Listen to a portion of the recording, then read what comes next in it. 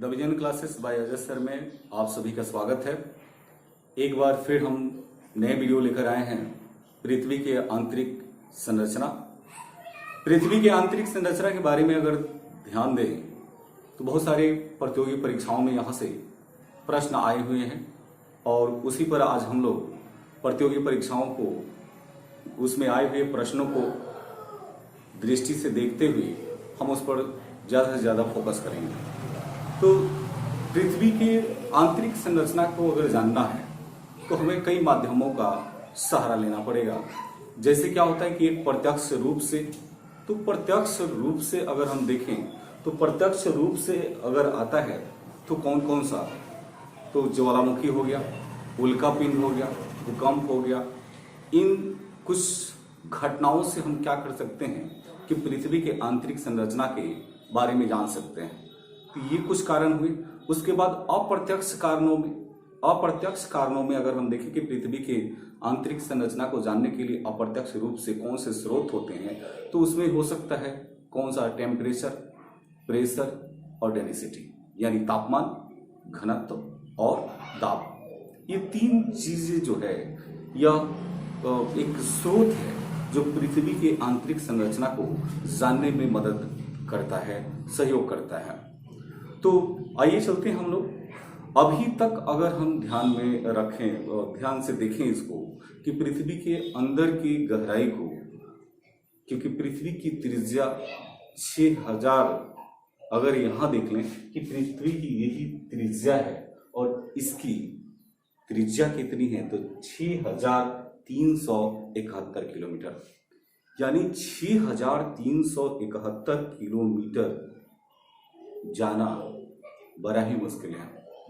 यानी अभी तक मानव जो जा पाया है पृथ्वी के गहराई में, तो वह कितना गया है, तो 4 से 6 किलोमीटर की गहराई तक ही जा पाया है। तो सवाल भी आ सकता है कि मानव पृथ्वी के कितने गहराई तक जा पाया है, तो 4 से 6 किलोमीटर। और ये 4 से 6 किलोमीटर क्या है, मन में सवाल आएगा कि आखिर 4 से 6 किलोमीटर के अंदर गहराई तक ही मानव जा पाया है और इसके बाद नहीं, तो आखिर क्या है। तो जैसे कोयले की खदान, तो यहाँ तक अगर हम देखें कि 4 से 6 किलोमीटर पृथ्वी की गहराई तक हम, यानी मानव वहां पर पहुंच पाया है। लेकिन जैसे आपने पढ़ा होगा कि औषधि चट्टानों में पेट्रोलियम पदार्थ पाए जाते हैं, तो तेल के जो कुएं की गहराई है वह कितना, तो इसको अगर हम देख लेते हैं तो यह लगभग 12 किलोमीटर के रेशियो तक पाया जाता है, यानी 12 किलोमीटर की गहराई तक पाया जाता है। तो इसका मतलब 12 किलोमीटर गहराई पर हमारा क्या पाया जा रहा है, तेल कुआं का भंडारण पाया जा रहा है, वहीं तक उसका लेयर है। और वहीं उसके बाद हम क्या करते हैं कि उससे ज़्यादा हम नीचे तक पहुंच नहीं पाए हैं। समझ लें छोटी सी बात कि 12 किलोमीटर के बाद 6371 किलोमीटर, यह एक लंबी दूरी जिसको मानव अभी जा नहीं पाया। सिर्फ प्रत्यक्ष, अप्रत्यक्ष और पृथ्वी के उत्पत्ति से ही पृथ्वी के आंतरिक संरचना की बात करता है। तो आइए फोकस करते हैं पृथ्वी की आंतरिक संरचना पर। सबसे पहले हम ये देखेंगे कि पृथ्वी हमारी इसी तरह से, और पृथ्वी को अगर इस तरह से हम कट आउट कर लें, काट दें, तो सबसे ऊपरी लेयर जो होता है, ऊपरी भाग होता है, उसे क्रस्ट कहा जाता है। यानी पृथ्वी के सबसे ऊपरी भाग जो है वह क्या है, वह क्रस्ट कहलाता है। इसके बाद एक और लेयर यहां मिलता है, ठीक है। और यहां पर देखते हैं कि इसको क्या कहा जाता है, कि इसको सियाल कहा जाता है। मतलब क्या, इस सियाल में अगर हम देखें कि सिलिकॉन होता है, ठीक है। और सिलिकॉन के बाद अगर हम देखते हैं तो एल का मतलब क्या, एल्यूमिनियम होता है। एल्यूमिनियम इसमें पाया जाता है। और इसके बाद एक और लेयर है, और उस लेयर को अगर हम देखें, यह कौन सा लेयर है, इसको हम सीमा कहते हैं, सीमा। और सीमा में क्या क्या है, तो सिलिकॉन है, सिलिकॉन, और उसके बाद मैग्नीशियम, यानी जरा देखिएगा कि इसमें सिलिका की मात्रा, उसके बाद मैग्नीशियम की मात्रा इसमें पाई जाती है। और सबसे लास्ट में चलते हैं, अंतिम में चलते हैं, तो मिलता है हमारा जिसको हम कोर कहते हैं। और यह किसका बना होता है? तो यह नीफे का बना होता है, निकिल और फेरस का बना होता है। तो यहां से भी बहुत बार प्रश्न आए, बहुत बार क्वेश्चन आए कि पृथ्वी के आंतरिक भूभाग किसके बने हुए हैं? तो पृथ्वी के आंतरिक भूभाग जो है वह नीफे का बना हुआ है, निकिल और फेरस का बना हुआ है। इसके बाद अगर क्वेश्चन आता है तो पूछता है कि पृथ्वी के ऊपरी भूभाग को क्या कहते हैं? तो क्रस्ट कहा जाता है। और क्रस्ट जिसे भूपर्पटी के नाम से जानते हैं और भू आवरण भी कहा जाता है। और इसका निर्माण जो होता है वह बेसाल्टी चट्टानों से होता है। तो पृथ्वी के केंद्र की ओर जब चलते हैं, सबसे पहले क्रस्ट पाया, सियाल पाया, सिलिकॉन पाया, सीमा पाया और कोर पाया। और कोर में हम देखेंगे कि यहां क्या होता है कि इसका तापमान 6000 डिग्री सेल्सियस पाया जाता है। यह भी सवाल बहुत बार आया कि पृथ्वी के केंद्रीय भाग कोर का तापमान कितना होता है? तो 6000 डिग्री सेल्सियस तापमान इसका पाया जाता है। अब जरा देखिएगा कि पृथ्वी के आंतरिक संरचना में टेम्परेचर का क्या रोल है, डेंसिटी का क्या रोल है, यानी घनत्व का क्या रोल है। उसके बाद हम देखेंगे कि घनत्व के बाद दाब का क्या रोल है। तो जैसे हमने कहा कि पृथ्वी के जो केंद्रीय भाग है, जो कोर है, वो है 6000 डिग्री सेल्सियस। तो आप कल्पना कर सकते हैं कि 6000 डिग्री सेल्सियस पर वहाँ क्या होगा कि वह सब बिल्कुल किस अवस्था में होगा? तो वह लिक्विड अवस्था में होगा, वह एक तरल पदार्थ में होगा। लेकिन ऊपरी दबाव इतना है जिसके कारण वह क्या है? सॉलिड में है, वह ठोस में है।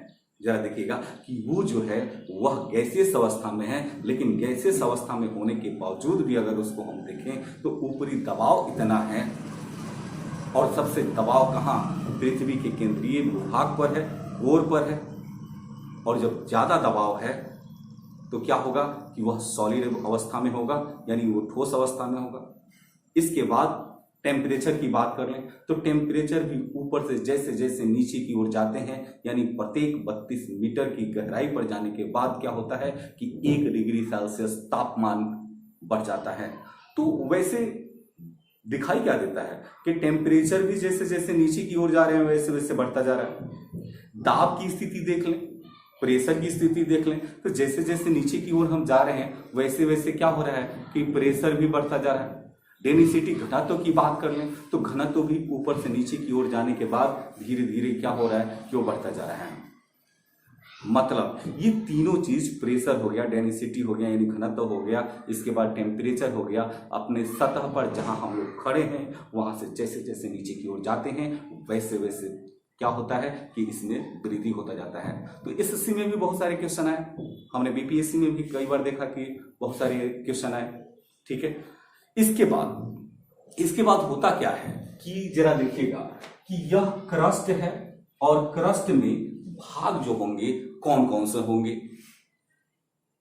तो एक होगा ऊपरी क्रस्ट और एक होगा निचली क्रस्ट, यानी अपर क्रस्ट हो जाएगा, और एक क्या होगा लोअर क्रस्ट। और बीच के जो भूभाग होंगे उसे हम क्या कहेंगे?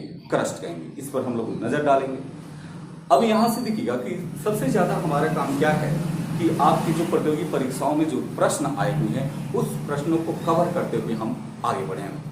तो प्रश्न एक और आया यहां से, जरा देखिएगा कि क्रस्ट कभी कभी आया कि पृथ्वी के ऊपरी सतह से जैसे जैसे नीचे की ओर जाते हैं क्या पाया जाता है?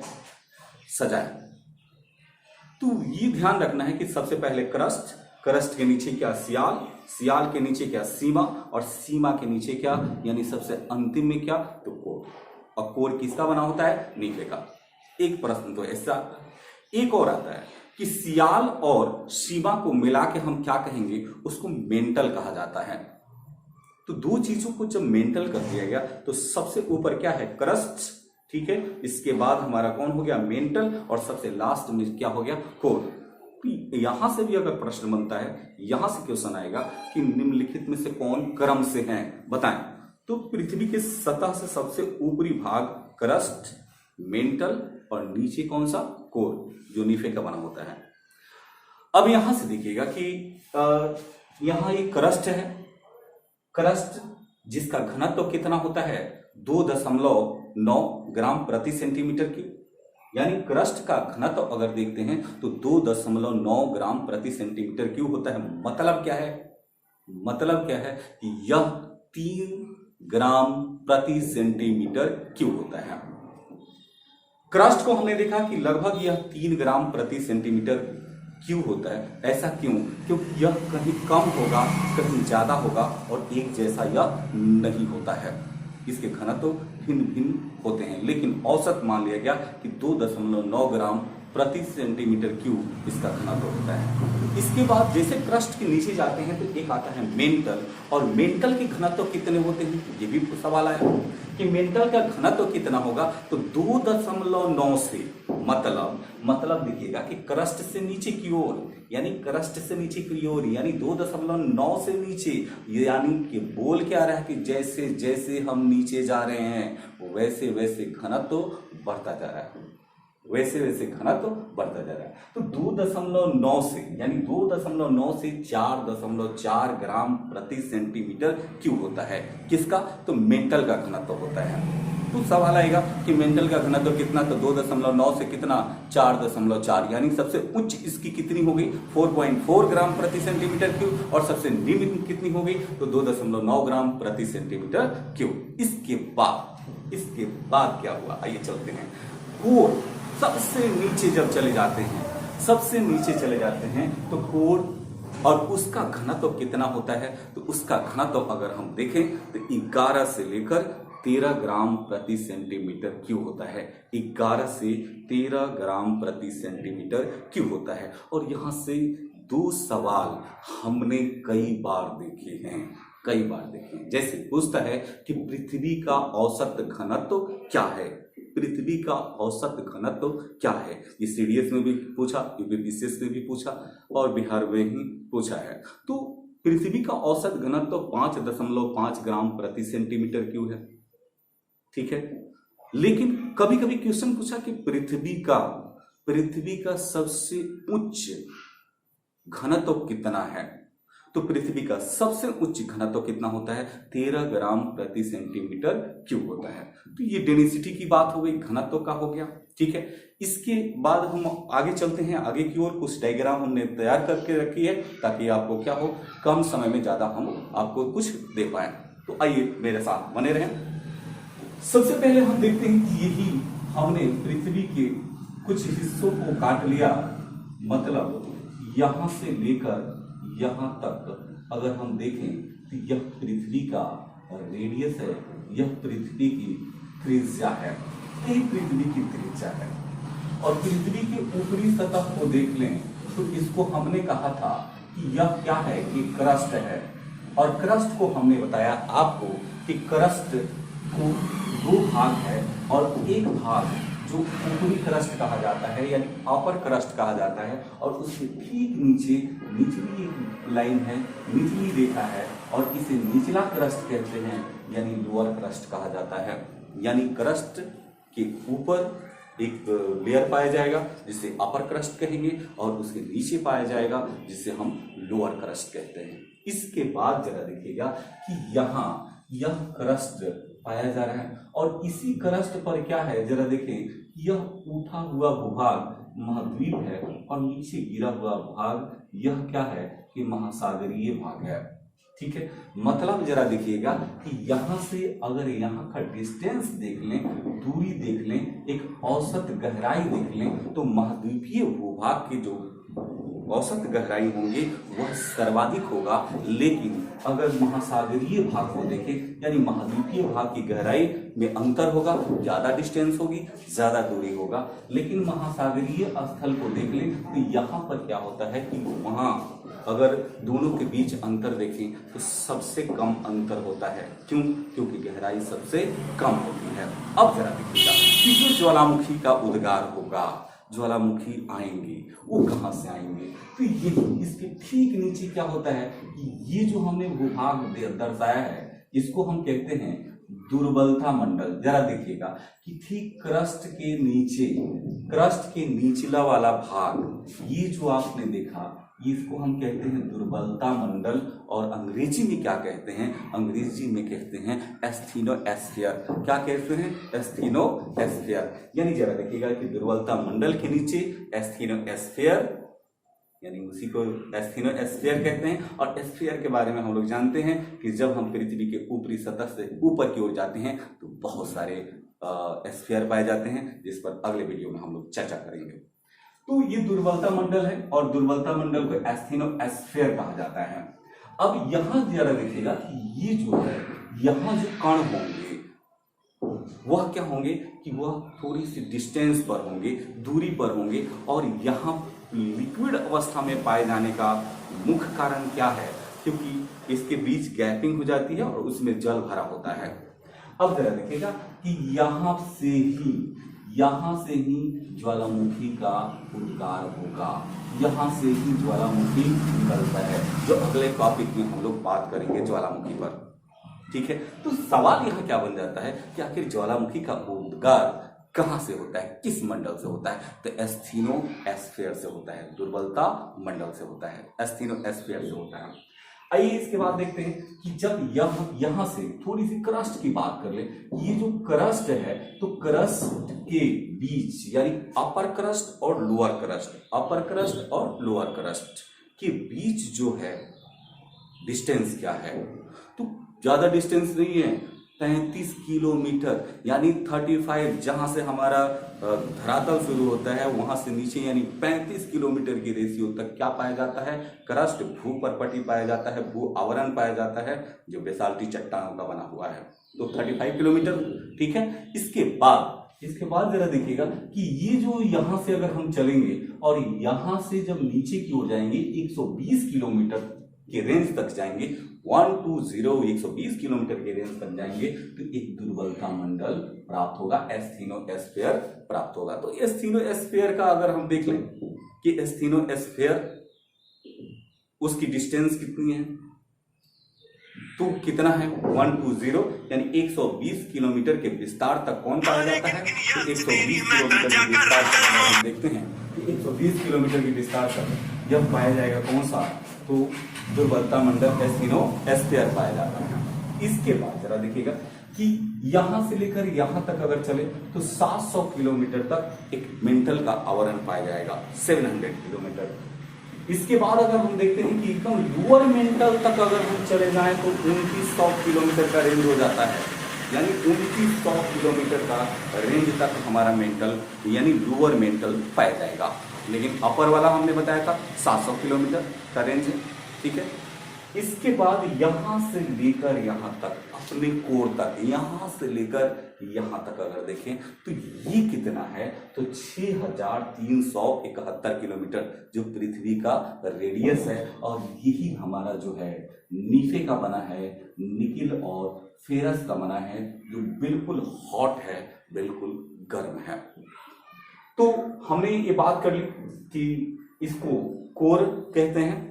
और कोर में भी देखिएगा कि जो ऊपरी कोर होगा जिसे हम क्वार्टर कोर कहते हैं, और एक सबसे नीचे की कोर होगा उसको इनर कोर कहते हैं। बने रहिए वीडियो में। आइए चलते हैं, एक और डायग्राम हमने बनाया है ताकि थोड़ी सी सुविधाएं हैं आपको, क्योंकि एक डायग्राम में क्या होता है आपकी थोड़ी सी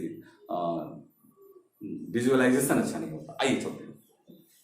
यहां जरा देखिएगा कि इसको हमने एक लाइन खींची थी जो यहां पर भी है। अब जरा देखिएगा कि ये लाइन यहां से ऐसे गुजरी, ये लाइन यहां से गुजरी, यह लाइन यहां से गुजरी, ये गुजरी और ये गुजरी। हमने कहा था कि ये कौन सा हो गया? इसको हम कहते हैं क्रस्ट। और यहां पर हमने कह दिया था कि ये जो है यह दुर्बलता मंडल है, एस्थीनोएस्फीयर है। ठीक है, इसके बाद जैसे ही नीचे जाएंगे तो एक अपर मेंटल होगा, उसके बाद अगर हम जाएंगे तो लोअर मेंटल होगा, और बीच वाला भाग क्या होगा? इसको हम मेंटल कहेंगे। इसके बाद देखिएगा कि एक जिसको कहते हैं कोर, तो एक होगा बाह्य कोर और दूसरा होगा क्या? इनर कोर यानी आंतरिक कोर। अब इसका नाम है जैसे बहुत ही बढ़िया है जरा देखिएगा कि इसको हमने सेट किया है कि कोमोरी गुले, कोमोरी गुले, कोमोरी गुले, याद रखिए कोमोरी गुले, गुले, ठीक है। तो कोमोरी गुले याद रखते हैं तो ऊपर से नीचे की ओर जितनी भी डिसकंटिन्यूटी है, जितनी भी असंबद्धता है, वो आपको याद रहता है। इससे पहले हम प्रश्न की टेंडेंसी देख लेंगे, प्रश्न की प्रवृत्ति देख लेंगे कि प्रश्न कैसे आएंगे, कैसे आए हुए हैं। तो सबसे जैसे कभी कभी पूछा कि पृथ्वी के सबसे नीचे कौन सी असंबद्धता पाई जाती है, थोड़ी सी बात कर लें कि असंबद्धता क्या है। तो असंबद्धता का मतलब क्या कि कोई वेव चल रही हो और जैसे आगे गई तो उसका क्या हुआ कि उसका डेंसिटी बदल गया, और डेंसिटी बदल गया तो उसकी चाल भी क्या हो जाएंगे, कम या ज्यादा। तो फिर क्या हुआ कि आगे जाके फिर इसकी चाल या ज्यादा हुआ या कम। तो इसको जहां परिवर्तन आ जा रहा है, जहां पर उसके चाल बदल रहे हैं, जहां पर उसके रूपरेखा बदल रही है, उसको हम क्या कहेंगे, डिसकंटिन्यूटी, डिसकंटिन्यूटी, असंबद्धता।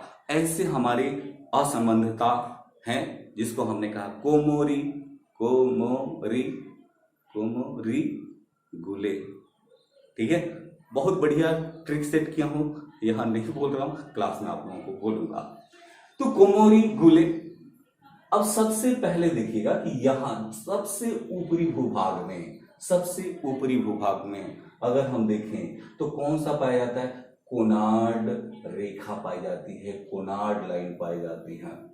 सवाल तैयार, क्वेश्चन पूछेगा कि पृथ्वी के सबसे ऊपरी कौन सी भू असंबद्धता पाई जाती है, कौन सी डिसकंटिन्यूटी पाई जाती है। तो कौन सी पाई जाएगी, कोनार्ड रेखा, कोनार्ड लाइन पाई जाती है सबसे ऊपर। अब फंसा के पूछेगा तो क्या पूछे, आपसे यही पूछ लेगा कि कौन का यानी किसके ऊपर, तो मेंटल के ऊपर कोनार्ड लाइन पाया जाता है और क्रस्ट के नीचे कोनार्ड लाइन पाया जाता है। क्रस्ट के निचला भाग और मेंटल के ऊपरी भाग को कौन सी रेखा कहते हैं, तो इसको कहते हैं कोनार्ड रेखा, ठीक है।